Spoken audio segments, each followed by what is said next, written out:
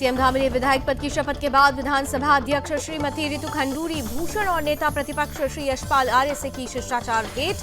वित्त मंत्री श्री प्रेमचंद्र अग्रवाल भी रहे मौजूद।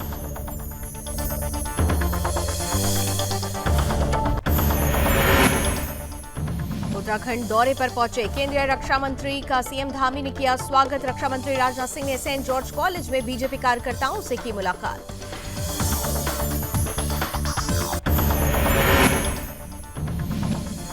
नैनीताल के कैची धाम मंदिर में नीम करौली महाराज का जन्मोत्सव मनाने की तैयारी शुरू। 15 जून को नीम करौली महाराज का है जन्मोत्सव।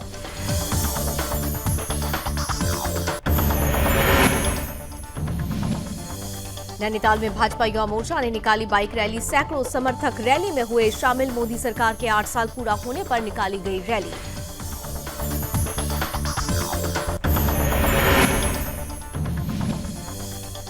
और विधायक उमेश शर्मा ने उठाए सवाल। विधानसभा सत्र के दौरान बोले उमेश शर्मा, यातायात को लेकर विधानसभा अध्यक्ष से की बातचीत।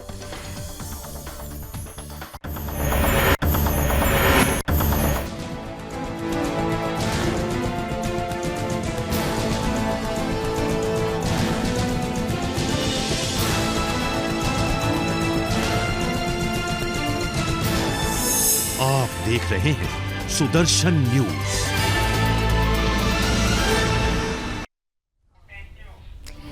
नमस्कार, अपना उत्तराखंड देख रहे हैं आप। आपके साथ मैं हूं लावनी विनीत। आइए बुलेटिन की शुरुआत करते हैं। और देहरादून में क्योंकि विधानसभा भवन में सीएम पुष्कर सिंह धामी ने विधायक पद की शपथ ले ली है। विधानसभा अध्यक्ष रितु खंडूरी ने सीएम को पद और गोपनीयता की शपथ दिलाई।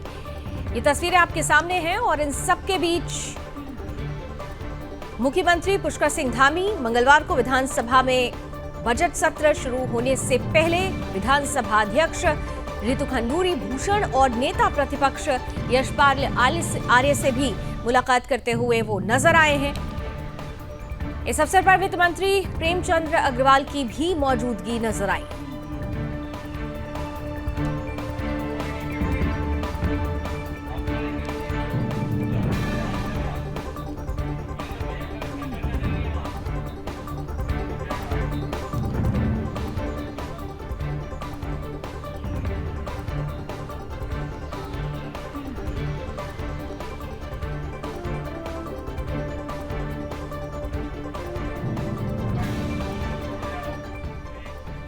और अब आपको सीधे लिए चलते हैं उत्तराखंड विधानसभा, जहां पर खास तौर से बजट सत्र की शुरुआत हुई है। बजट सत्र चल रहा है। क्या कुछ हलचल है इस वक्त विधानसभा में, आइए सीधे लिए चलते हैं। हमारी अर्थव्यवस्था भी अछूती नहीं थी। कोरोना महामारी से बाहर निकलना केंद्र सरकार के सहयोग के बिना असंभव था। हमें पर्याप्त मात्रा में वैक्सीन उपलब्ध कराई गई और आर्थिक सहायता दी गई। केंद्र सरकार की मदद के कारण ही देश की अर्थव्यवस्था की तरह हमारी अर्थव्यवस्था ने भी त्वरित एवं प्रभावी वी शेप रिकवरी की। आज हम इस बुरे दौर से बाहर निकल आए हैं। मैं इस अवसर पर चिकित्सकों, स्वास्थ्य कार्मिकों, पर्यावरण मित्रों के साथ साथ पुलिस व प्रशासन तथा सामाजिक संस्थाओं से जुड़े सभी कोरोना योद्धाओं को भी नमन करता हूं। जनता ने जो अवसर हमें दिया है उसे हम जनता का आदेश मानते हैं।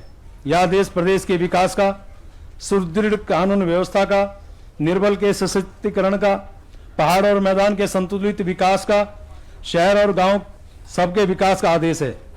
यह आदेश माननीय प्रधानमंत्री श्री नरेंद्र मोदी जी के नेतृत्व में राष्ट्रहित में देश के विकास हेतु चलाए जा रहे विभिन्न कार्यक्रमों और नीतियों को पूरी लगन के साथ उत्तराखंड में लागू करने का आदेश है।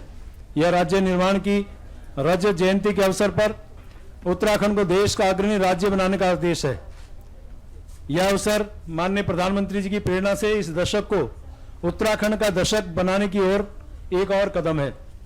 अध्यक्ष जी, आजादी के अमृत महोत्सव वर्ष में प्रस्तुत होने वाला यह आय व्यय नए विचारों का, नए संकल्पों का, आत्मनिर्भरता का, सुराष्ट्र से सपनों को पूरा करने का, विकास की ओर, सेवा, सुशासन तथा गरीब कल्याण प्रस्तुत होने वाला यह आय व्यय नए विचारों का, नए संकल्पों का, आत्मनिर्भरता का, सुराष्ट्र से सपनों को पूरा करने का, विकास की ओर, सेवा, सुशासन तथा गरीब कल्याण का जीवंत दस्तावेज है।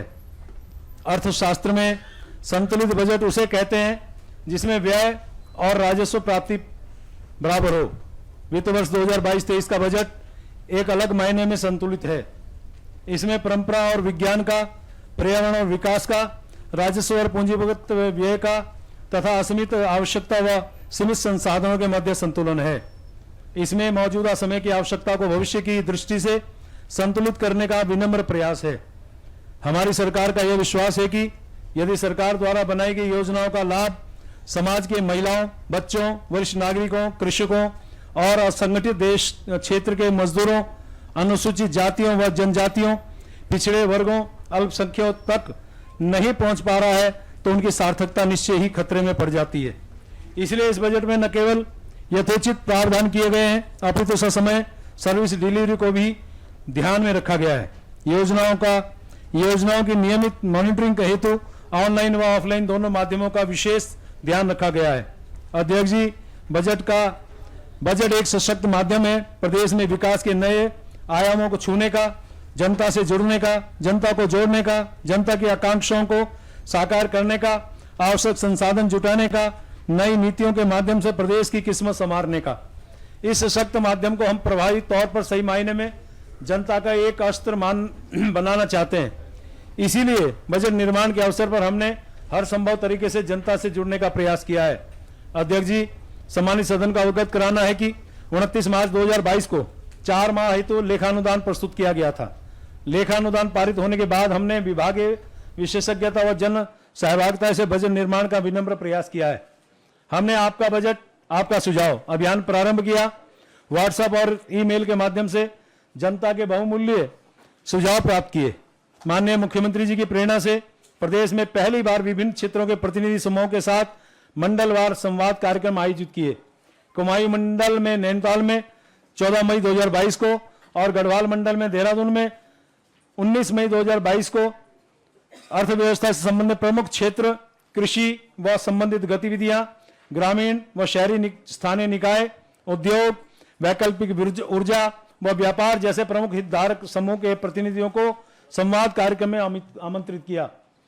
इन संवाद कार्यक्रमों में विभिन्न क्षेत्रों का प्रतिनिधित्व करने वाले 200 से अधिक प्रतिनिधियों ने अपने बहुमूल्य सुझाव हमें दिए। बजट पूर्व संवाद व जनता के सुझावों को हमने जनादेश माना है। नीति निर्माण और बजट निर्माण में उनसे सम्यक प्रेरणा लेने के लिए सुझावों को संबंधित विभागों को संदर्भित भी किया है।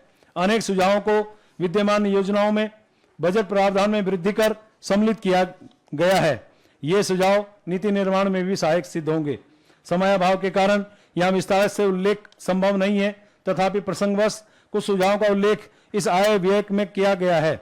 यह कदम प्रदेश के अंतिम पंक्ति में खड़े व्यक्ति को प्रदेश की अर्थव्यवस्था से संबंधित नीति निर्माण से जोड़ने हेतु एक अभूतपूर्व पहल है। हमें पूर्ण विश्वास है कि बजट जैसे महत्वपूर्ण विषय पर में जन साधारण की सहभागिता व विचार विमर्श बजट निर्माण के जनतांत्रिक पक्ष को मजबूत प्रदान करेगी। अध्यक्ष जी, यह आय व्यय हमारी सरकार की प्राथमिकताओं का ध्वजभाग भी है। हमारी प्राथमिकताएं निम्नवत हैं।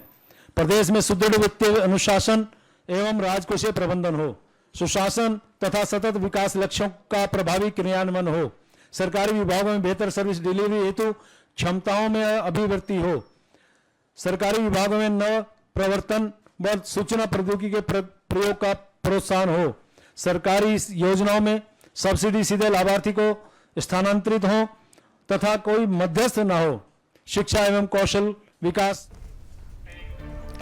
तो बजट सत्र जारी है और राज्य के विकास के लिए, चहुमुखी सर्वांगीण विकास के लिए सरकार निरंतर प्रयासरत है। इधर केंद्रीय रक्षा मंत्री राजनाथ सिंह उत्तराखंड दौरे पर पहुंचे, जहां सुबह करीब 10 बजे देहरादून स्थित जॉली ग्रांट एयरपोर्ट पर उनका स्वागत किया गया। मुख्यमंत्री पुष्कर सिंह धामी ने राजनाथ सिंह के उत्तराखंड आगमन पर जॉली ग्रांट एयरपोर्ट पहुंचकर उनका स्वागत किया। इस अवसर पर कैबिनेट मंत्री गणेश जोशी, सौरभ बहुगुणा, राज्यसभा सांसद नरेश बंसल भी उपस्थित रहे। इसके बाद रक्षा मंत्री राजनाथ सिंह ने सेंट जॉर्ज कॉलेज में बीजेपी कार्यकर्ताओं से मुलाकात की और इस दौरान भाजपा मंडल अध्यक्ष मोहन पेटवाल ने पहाड़ी टोपी और शॉल पहनाकर रक्षा मंत्री का स्वागत किया। इसके बाद लाल बहादुर शास्त्री राष्ट्रीय प्रशासनिक अकेडमी में 28वें संयुक्त नागरिक सैनिक प्रशिक्षण कार्यक्रम में रक्षा मंत्री शामिल हुए और साथ ही राजनाथ सिंह ने सेंट जॉर्ज कॉलेज में पत्रकारों से बातचीत में अफसरों को संबोधित करते हुए कहा कि दुनिया पारंपरिक युद्ध से कहीं अधिक चुनौतियों का सामना कर रही है। साथ ही रक्षा मंत्री ने कहा कि राष्ट्रीय सुरक्षा को और मजबूत करने और भविष्य की चुनौतियों से निपटने के लिए अधिक नागरिक सैन्य संयुक्तता जरूरी है। भारत एक शांतिप्रिय राष्ट्र है, पर जो भी बुरी नजर डालेगा उसे मुंह तोड़ जवाब दिया जाएगा। राष्ट्रीय सुरक्षा की अवधारणा व्यापक हो गई है। पिछले 8 सालों में भारत की छवि विश्व में काफी बढ़ी है और दुनिया ने मान लिया है कि भारत अब कमजोर नहीं बल्कि ताकतवर भारत बन गया है।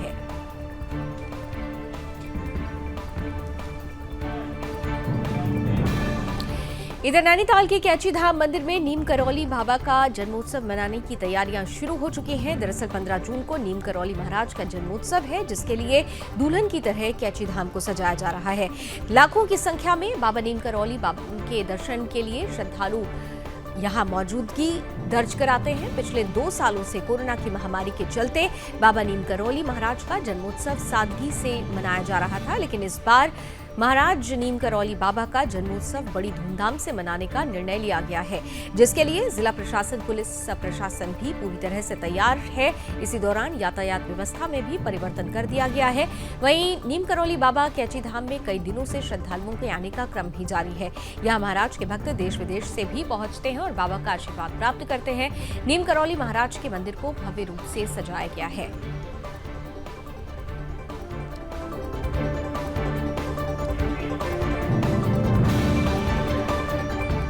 सरोवर नगरी नैनीताल में बीजेपी युवा मोर्चा ने मोदी सरकार के 8 साल के कार्यकाल पूरा होने पर बाइक रैली निकाली। रैली को भाजपा मंडल अध्यक्ष आनंद बिष्ट और महिला मोर्चा की अध्यक्ष दीपिका बिनवाल ने झंडी दिखाकर रवाना किया। बाइक रैली तल्लीताल से माल रोड होते हुए मल्लीताल पंत पार्क तक पहुंची, जहां पर रैली का समापन हुआ। युवा मोर्चा के अध्यक्ष आशु उपाध्याय ने कहा कि मोदी सरकार के 8 साल पूरा होने पर रैली निकाली गई है। उन्होंने कहा कि आगे भी युवा मोर्चा की तरफ से इस तरह के कार्यक्रम आयोजित किए जाएंगे। रैली के दौरान भाजपा पार्टी जिंदाबाद और नरेंद्र मोदी जिंदाबाद के नारे लगाते हुए युवा मोर्चा नजर आया।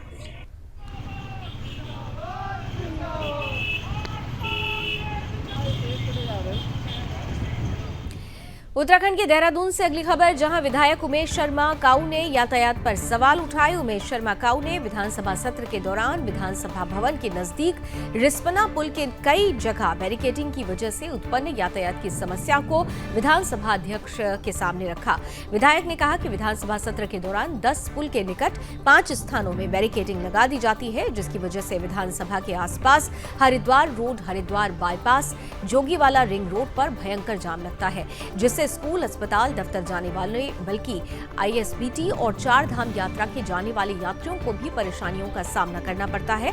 आगे उन्होंने कहा कि विधानसभा की सुरक्षा व्यवस्था महत्वपूर्ण जिम्मेदारी है, लेकिन अगर कई तरह की बैरिकेड के बजाय विधानसभा सत्र के दौरान यातायात व्यवस्था के लिए कोई अन्य उपाय तलाश की जाए तो रायपुर विधानसभा क्षेत्र और देहरादून शहर में रहने वाले काफी सहूलियत महसूस करेंगे और यातायात सुचारू रूप से संचालित होगा।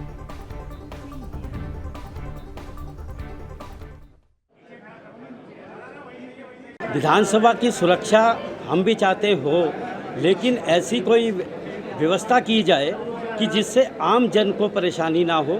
आप देख रहे हैं 4 धाम यात्रा भी चल रही है, 4-5 हमारे हॉस्पिटल हैं आसपास के क्षेत्र में। मेरा पूरा रायपुर क्षेत्र इससे प्रभावित रहता है। तो मेरा माननीय अध्यक्षा महोदया से अनुरोध है कि आने वाले समय में जब भी सत्र हो, ऐसी व्यवस्था हो कि आम जनमानस को और सभी जो भी यहाँ से यात्री वगैरह गुजरते हैं उनको किसी भी तरह से असुविधा ना हो, उसकी व्यवस्था करें। और ट्रैफिक के नियमों के लिए और ट्रैफिक का कोई ऐसा प्लान बनाएं कि जिससे आम जनता को लाभ हो सके और उन्हें इस तरह के जो जाम लगते हैं या बैरिकेड लग के परेशानी जनता को होती है उससे बचा सके। इधर देहरादून में विधानसभा भवन में सीएम पुष्कर सिंह धामी ने विधायक पद की शपथ ली। विधानसभा अध्यक्ष रितु खंडूरी ने सीएम को पद और गोपनीयता की शपथ दिलाई। इस अवसर पर कैबिनेट मंत्रियों के साथ बीजेपी विधायक मौजूद रहे। दरअसल सीएम धामी ने चंपावत विधानसभा से 55,025 वोटों से ऐतिहासिक जीत दर्ज की थी। वहीं बाकी प्रत्याशियों की जमानत जब्त हो गई थी, जिसके बाद सीएम ने आज विधायक पद की शपथ ली।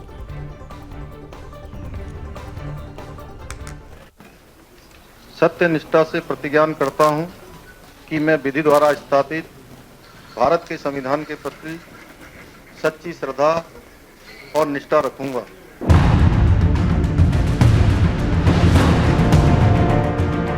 शपथ लेने के बाद सीएम धामी ने चंपावत की जनता का आभार जताया। सीएम ने कहा कि 93% नहीं, चंपावत की जनता ने मुझे 100% मतदान किया है। धामी तीसरी बार विधायक बने। शपथ लेने के बाद सीएम ने कहा कि राज्य में जल्द कॉमन सिविल कोड लागू होगा।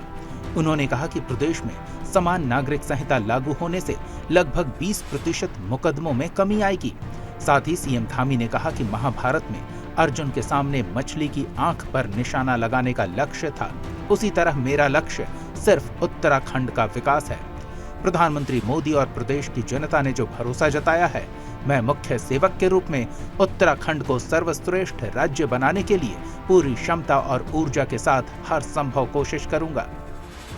हमारे देश के यशस्वी प्रधानमंत्री मोदी जी का, हमारे राष्ट्रीय नेतृत्व आदरणीय नड्डा जी का, हमारे गृह मंत्री जी का, हमारे राष्ट्रीय नेतृत्व का और उत्तराखंड की देवतुल्य जनता का और साथ में चंपावत क्षेत्र की महान जनता का मैं हृदय की गहराइयों से धन्यवाद करना चाहता हूं कि आज मुझे एक विधायक के रूप में आज इस समारोह में मैं आज विधिवत रूप से शपथ लेकर सेवा के लिए पुनः जो कार्यक्रम है उस कार्यक्रम के तहत जनता को समर्पित हो गया हूँ। और मैं उत्तराखंड राज्य के सभी देवतुल्य मतदाताओं का भी अभिनंदन करना चाहता हूँ इस अवसर पर कि उन्होंने उत्तराखंड के अंदर एक मिथक तोड़ने का काम किया, एक इतिहास बनाने का काम किया कि भारतीय जनता पार्टी की 2/3 बहुमत की सरकार बनाई। हम आज संकल्प लेते हैं कि हम हर प्रकार से उत्तराखंड को उत्कृष्ट उत्तराखंड बनाएंगे, हिंदुस्तान का श्रेष्ठ राज्य बनाएंगे।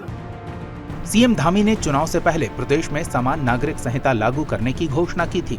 विपक्षी दल के लोग इसे महज चुनावी शगुफा बता रहे थे, लेकिन नई सरकार के गठन के बाद पहली कैबिनेट में सर्वसम्मति से समान नागरिक संहिता लागू करने की दिशा में सरकार आगे बढ़ी। इसके लिए समिति का गठन किया जा चुका है। समिति की रिपोर्ट आने पर जल्द ही इसे लागू भी किया जाएगा।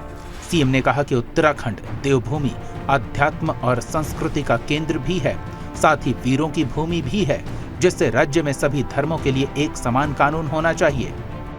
तो रजत जयंती वर्ष में हमारा राज्य हिंदुस्तान के आदर्श राज्यों में से होगा, उसके लिए हम काम कर रहे हैं। आज 4 धाम यात्रा चल रही है, 4 धाम यात्रा को भी हम ठीक प्रकार से व्यवस्थित करके आने वाले हर यात्री, हर श्रद्धालु का हर प्रकार से वो उनकी यात्रा सुगम हो, सरल हो, सुरक्षित हो, स्वस्थ आएँ और स्वस्थ जाएँ, उसके लिए हम लगातार काम कर रहे हैं। हमारी सरकार पारदर्शिता के आधार पर, सरलीकरण, समाधान और निस्तारण के आधार पर लगातार जनता को समर्पित सरकार है। हमारी जितनी भी जन कल्याणकारी योजनाएं होंगी, हम पूरे प्रदेश में एक साथ उन योजनाओं को लागू करेंगे। उन योजनाओं के लिए हमारे अधिकारीगण, कर्मचारीगण पूरे मनोभाव से काम करेंगे। इस भावना को लेकर हम आज ये भी संकल्प लेते हैं कि उत्तराखंड राज्य को आगे बढ़ाने के लिए हम हर किसी को, पक्ष हो विपक्ष हो, सबको साथ में लेकर हम आगे बढ़ेंगे। सीएम धामी ने कहा कि प्रधानमंत्री मोदी के मार्गदर्शन में उत्तराखंड को 2025 तक देश के सर्वश्रेष्ठ राज्यों की श्रेणी में लाने का पूरा प्रयास किया जाएगा। जन सहभागिता से उत्तराखंड का समग्र विकास किया जाएगा। राज्य हर क्षेत्र में तेजी से प्रगति करे, ये सबकी सामूहिक जिम्मेदारी है। सीएम ने कहा कि आज उनके साथ प्रदेश के हर व्यक्ति ने विकास के लिए संकल्प लिया है। ये विकल्प रहित संकल्प है। इतना ही नहीं, सीएम धामी ने कहा कि पार्टी ने चुनाव से पहले संकल्प पत्र में जो भी वादे किए थे, उन पर तेजी से काम किया जाएगा। उत्तराखंड से ब्यूरो चीफ कृष्णा कुमार की रिपोर्ट।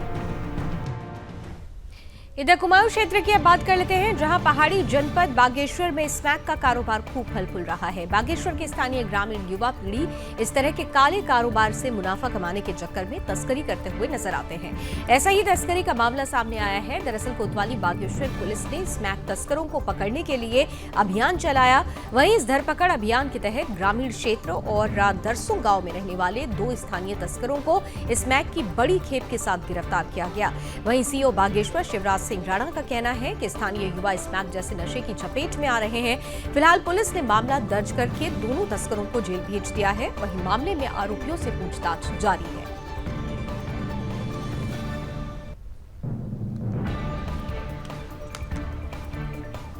ये कोतवाली पुलिस ने कल 2 लोगों को, सुरेश सिंह तथा ब्रजेश कोतवाल को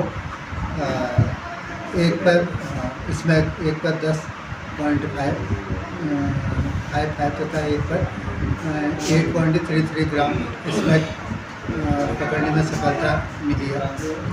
और जैसा कि इसमें पहले भी ये सुरेश जो है स्मैक के उसमें पकड़ा गया है तथा ये चोरी के मामले में भी इस पर अपराध पंजीकृत है। तो ऐसे लोगों को पकड़ करके जो विशेषकर स्मैक जैसे खतरनाक जो नशा है जिससे हमारा आजकल नवयुवक विशेष प्रभावित हो रहा है, तो इसको जड़ से दूर करने के लिए अभियान में मैं ये इधर उत्तराखंड के हरिद्वार की अब बात करते हैं, जहां पुलिस को बड़ी कामयाबी हाथ लगी है। शिवालिक नगर में एक ज्वेलर की दुकान में डकैती डालने वाले आरोपियों को पुलिस ने गिरफ्तार कर लिया है। शिवालिक नगर के एक ज्वेलर की दुकान में दिन दहाड़े 4 बदमाशों ने उसे लूटने का प्रयास किया था, जिसके बाद लोगों के प्रयास से आरोपी वारदात को अंजाम देने में नाकाम रहे। साथ ही वहां पर मौजूद लोगों ने एक आरोपी को पकड़ भी लिया, जिसके चलते बाकी 5 आरोपियों को पुलिस ने गिरफ्तार कर लिया है।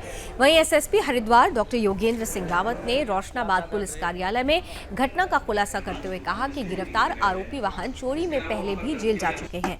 उन्होंने बताया कि ज्वेलरी की दुकान से जो माल लूट लिया गया था वो पूरा माल आरोपियों के पास से बरामद हो गया है। चोरों के पास से 8 बाइक भी बरामद हुई है जो चोरी की है। फिलहाल मामले में आगे की जांच जारी है।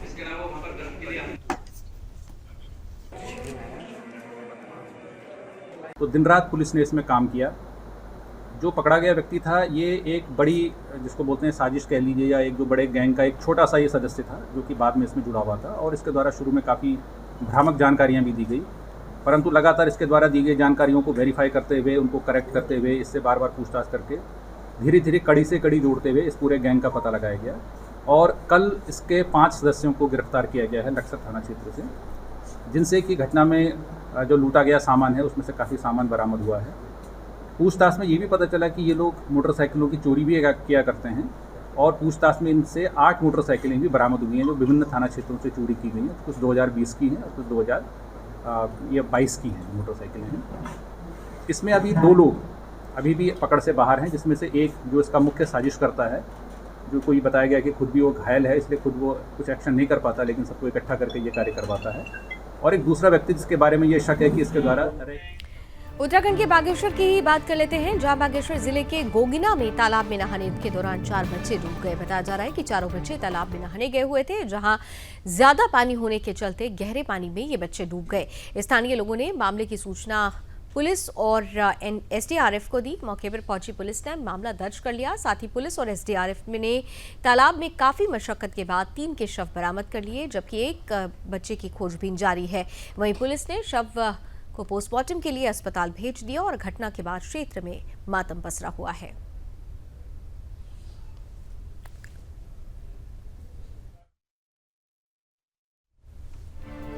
उत्तराखंड के ऋषिकेश की अब बात कर लेते हैं, जहां एक परिवार के लोग उत्तराखंड घूमने आए। इस दौरान युवक पार्किंग में खड़ी करने के लिए गाड़ी खड़ी करने के बाद न्यूट्रल में खड़ी कर हैंड ब्रेक लगाना दरअसल वो भूल गया, और ऐसे में कार अचानक पार्किंग से निकलकर चलते हुए गंगा में गिर गई, जिसके बाद स्थानीय लोगों ने मामले की सूचना पुलिस को दी। वहीं मौके पर पहुंची पुलिस ने कार को रेस्क्यू किया। गनीमत ये रही कि कार के अंदर कोई मौजूद नहीं था, जिससे बड़ा हादसा होने से बच गया।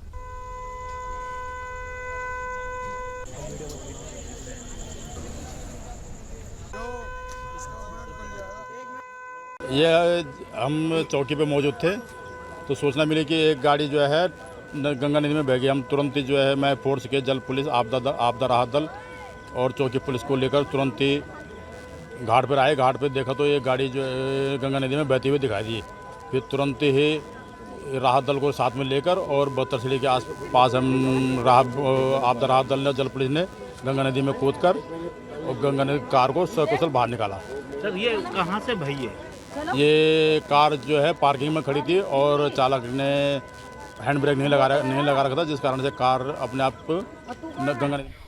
बात उत्तराखंड के श्रीनगर की। गढ़वाल में उस समय मच गया हड़कंप जब आर्मी की ट्रक के नीचे आने से एक महिला की दर्दनाक मौत हो गई। दरअसल जब श्रीकोट के पास महिला कहीं जा रही थी, इस दौरान महिला आर्मी की ट्रक के नीचे आ गई, जिससे महिला की मौके पर ही मौत हो गई। स्थानीय लोगों ने मामले की सूचना पुलिस को दी। वहीं मौके पर पहुंची पुलिस ने मामला दर्ज कर शव को पोस्टमार्टम के लिए भेज दिया और आगे की जांच जारी है। महिला की मौत के बाद क्षेत्र में मातम पसरा हुआ है।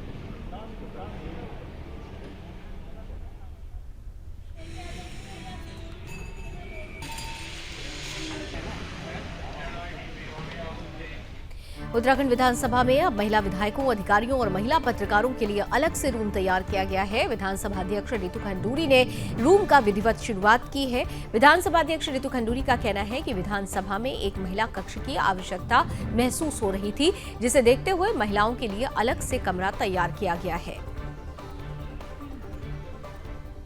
होने के कारण थोड़ा सा झिझक भी होती थी कि कहाँ जाएं, किस तरह। ये मेरे को एहसास हुआ कि एक कक्ष महिलाओं के लिए होना बहुत आवश्यक है, क्योंकि कहीं बैठने को चाहिए, भोजन करने को चाहिए या शौचालय यूज़ करना है, बहुत दिक्कत होती थी। और नए होने के कारण थोड़ा सा झिझक भी होती थी कि कहाँ जाएं, किस तरफ जाएं। कुछ अगर लिखना पढ़ना करना पड़ता था कि अगर आप वहाँ नहीं बैठना चाहते हैं सभा में और यहाँ कहीं इधर विधानसभा के बजट सत्र के पहले दिन कांग्रेस ने कई मुद्दों पर सरकार को जमकर घेरा। ग्रीष्मकालीन राजधानी गैरसैंण में सत्र कराए जाने की मांग को लेकर सदन के बाहर सुबह धरना हुआ।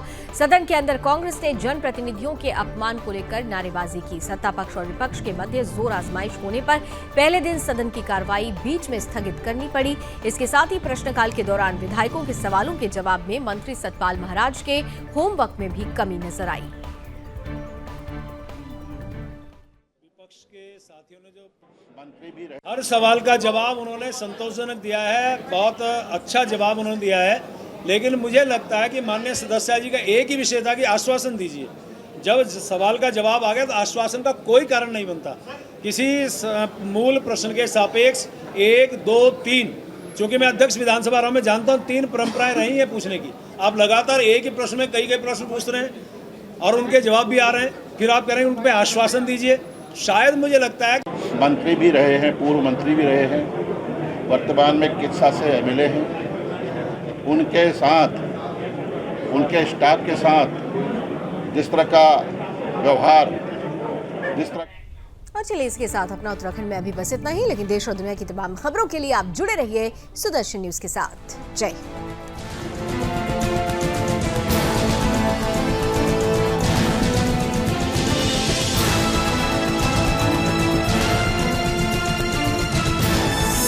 आप देख रहे हैं सुदर्शन न्यूज।